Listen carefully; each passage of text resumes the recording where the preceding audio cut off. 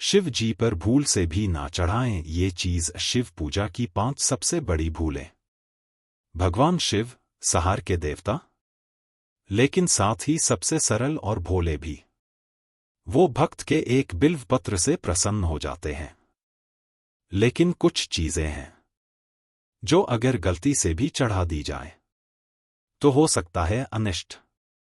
आइए जानते हैं पंच महापाप, यानी वो 5 चीजें जो भोलेनाथ को चढ़ाना वर्जित माना गया है।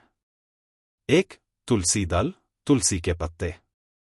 तुलसी माता अत्यंत पवित्र मानी जाती हैं, लेकिन शिव पूजा में तुलसी पत्र वर्जित है। पौराणिक कथा के अनुसार तुलसी का विवाह दैत्य शंखचूड़ से हुआ था, और जब शंखचूड़ को शिव ने संहार किया तब तुलसी ने शिव को श्राप दिया।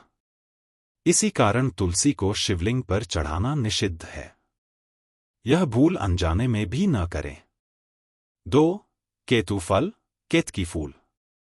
केतकी का फूल सुंदर और सुगंधित होता है, लेकिन शिवलिंग पर यह चढ़ाना मना है। क्यों? जब ब्रह्मा और विष्णु शिव की महिमा को नकार रहे थे, शिव ने अग्निस्तंभ का रूप लिया। ब्रह्मा ने झूठ बोलकर केतकी को गवाह बनाया। शिव ने ब्रह्मा को श्राप दिया, और साथ ही केतकी को भी, कि वह कभी शिव को अर्पित नहीं होगी। 3. नमक और मसाले। शिव पूजा में नमक, मिर्च, हल्दी या कोई मसालेदार चीज कभी नहीं चढ़ानी चाहिए, क्योंकि शिव सत्वगुणी नहीं, तामसिक देवता हैं। वो सरल जल, बेलपत्र और सफेद वस्तुएं अत्यंत प्रिय मानते हैं। नमक और मसालों से पूजा का पवित्र भाव भंग हो जाता है। 4. टूटा हुआ चावल या कटा हुआ बेलपत्र। शिव जी को अखंडता प्रिय है। टूटा हुआ चावल या कटाफटा बेलपत्र पूजा में अशुद्ध माना जाता है।